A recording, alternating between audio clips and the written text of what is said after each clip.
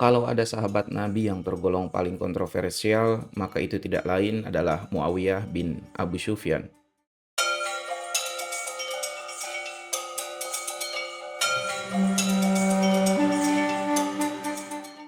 Pencatat wahyu dan pendiri dinasti Umayyah ini adalah putra dari Abu Sufyan bin Harb dan Hindun binti Utbah yang sebelumnya sangat memusuhi Islam. Sikapnya terhadap Khalifah Ali bin Abi Thalib dianggap makar dan tergolong bugot atau pemberontak. Sosok Muawiyah memang kerap menjadi sorotan di kala itu, bahkan sampai ada yang membencinya habis-habisan. Berbagai julukan pun kemudian ditabalkan kepadanya. Ia misalnya disebut licik, culas, musang berbulu domba, dan pengkhianat.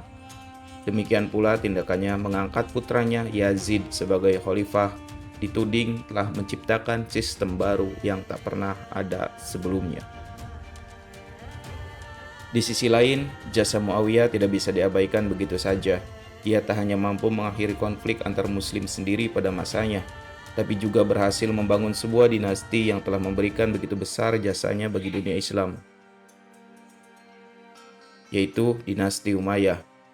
Rasulullah Shallallahu Alaihi Wasallam pernah bersabda, tentara dari umatku yang mula-mula berperang mengarungi lautan sudah pasti mendapat surga. Hadis riwayat Bukhari dan Muslim.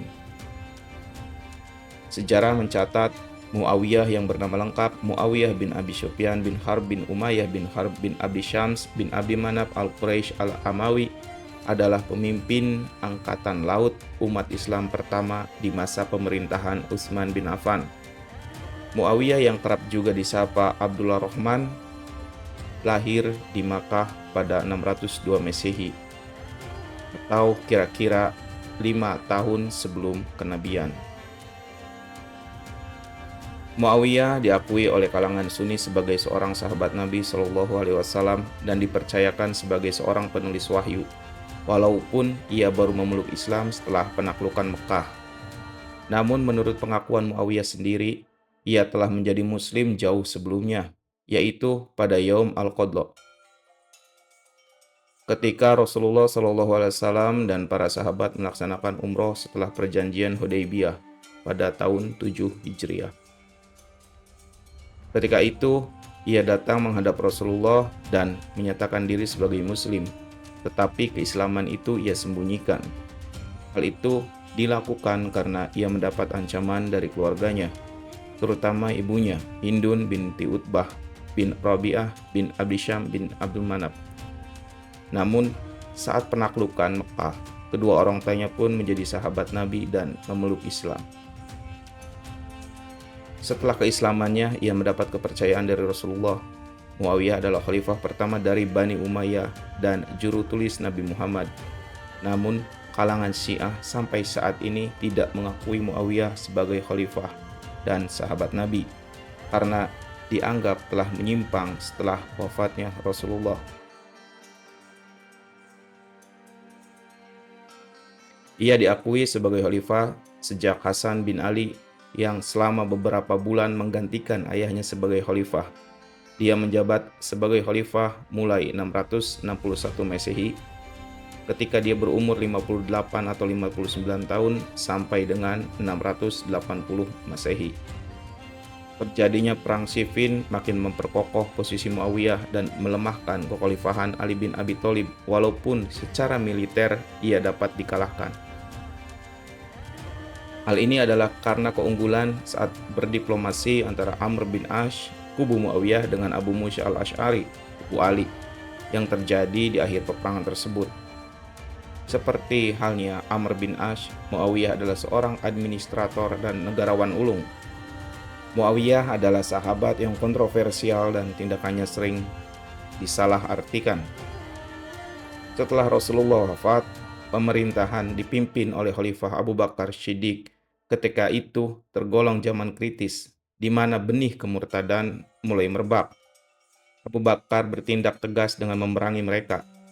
Muawiyah ikut dalam satu pertempuran itu, yaitu Perang Yamamah, perang melawan Musailamah si nabi palsu. Setelah pemberontakan internal selesai, kaum muslimin mengalihkan pandangan mereka keluar. yakni pembebasan negeri di sekitar mereka dari pemimpin zolim.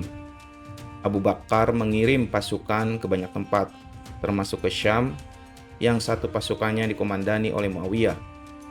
Demikian pula setelah Abu Bakar wafat, Khalifah Umar bin Khattab sebagai penggantinya tetap mempercayakan Muawiyah sebagai seorang komandan perang yang handal. Misalnya, terlihat ketika Umar menugaskan Muawiyah untuk membebaskan Qaisariah, sekarang Caesarea, satu kota dekat Tel Aviv, ibu kota Israel sekarang, dari penguasa zolim. Namun, ternyata Qaisariah memiliki benteng pertahanan dan pasukan yang sangat kuat. Setelah Qaisariah dikepung dalam waktu cukup lama, Muawiyah pun berhasil menerobos kota tersebut. Mendengar keberhasilan saudaranya, Yazid bin Abi Sufyan, yang juga seorang gubernur Damaskus, meminta Muawiyah untuk ikut membebaskan pesisir Syam. Setelah bertarung melawan orang-orang Romawi, Muawiyah dan prajuritnya berhasil menang. Setelah Muawiyah membuktikan kekuatannya atas dua peristiwa tersebut, Umar mengangkatnya sebagai gubernur Yordania pada tahun 17 Hijriah. Begitu pula ketika saudara Muawiyah, Yazid bin Abi Sufyan, meninggal dunia karena wabah penyakit taun pada 18 Hijriah. Menurut sebagian ulama, taun adalah wabah pes. Tetapi ada pula yang berpendapat taun masih belum jelas termasuk kategori penyakit apa. Untuk mengisi kekosongan, Umar bin Khattab menugaskan Muawiyah untuk menggantikan posisi saudaranya memimpin Damaskus, Ba'labak, dan Balqa. Demikian pula saat kerajaan besar Bizantium dan Persia terus menyerang daerah perbatasan kekhalifahan. Untuk menahan hal itu, Muawiyah sebagai pasukan menjadi dua, yakni pasukan musim panas dan pasukan musim dingin. Selain itu, Muawiyah menutup celah di kota-kota perbatasan agar tak diserang.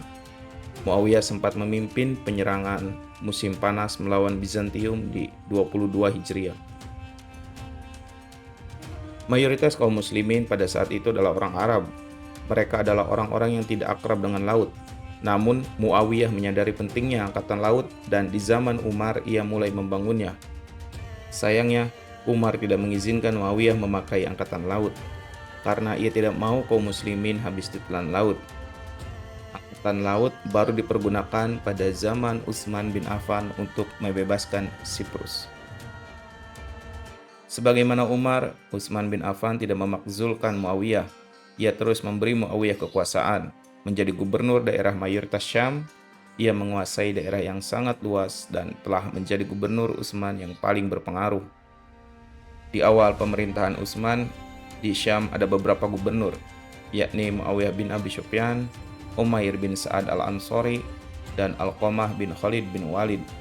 Namun, karena Umair sering sakit-sakitan, ia mengundurkan diri dari jabatannya. Utsman pun memberikan Hims kepada Muawiyah. Setelah itu, Alqamah wafat. Utsman pun memberikan Palestina kepada Muawiyah. Hal ini membuat Muawiyah menjadi gubernur Syam seluruhnya. Sampai akhir hayat Utsman, Muawiyah mengontrol daerah Syam. Pada zaman modern, Syam meliputi Palestina, Yordania, Libanon, dan Syria. Jadi bisa dibayangkan seluas apa daerah kekuasaan Muawiyah ketika itu. Pada zaman Utsman, Muawiyah cukup banyak melakukan inspeksi militer ke daerah perbatasan, daerah kekuasaannya di Syam. Misalnya ke Antioquia dan Tarsus. Ke Daruliyah, perbatasan yang berbentuk kepulauan, ia serahkan penjagaannya kepada Habib bin Maslamah. Muawiyah juga beberapa kali turun langsung memimpin pasukannya sampai merambah celah bukit di Konstantinopel. Setelah sebelum ditolak Umar, Muawiyah kali ini mencoba meyakinkan Utsman untuk memakai angkatan laut demi membebaskan Qobrus atau Siprus. Utsman mengizinkannya dengan syarat Muawiyah harus membawa istrinya dan pasukan yang berangkat harus dengan kemauan sendiri. Dalam misi pembebasan Siprus, kekhalifahan berhasil mengumpulkan hingga 1.700 armada kapal. Muawiyah memang bak bintang bersinar terang pada masa kekhalifahan Utsman bin Affan. Sayangnya, Di akhir pemerintahannya, Utsman menerima cobaan yang berat. Ia misalnya dituduh korupsi, boros, mengangkat keluarganya sendiri untuk menduduki jabatan penting, dan sebagainya, sampai akhirnya ia wafat dibunuh dan posisinya digantikan oleh Ali bin Abi Thalib. Pada masa-masa genting tersebut, Muawiyah tetap setia membantu Utsman. Bahkan saat mendengar berita terbunuhnya Utsman, Muawiyah berpidato di depan penduduk Syam. Ia bersumpah akan menuntut balas kematiannya.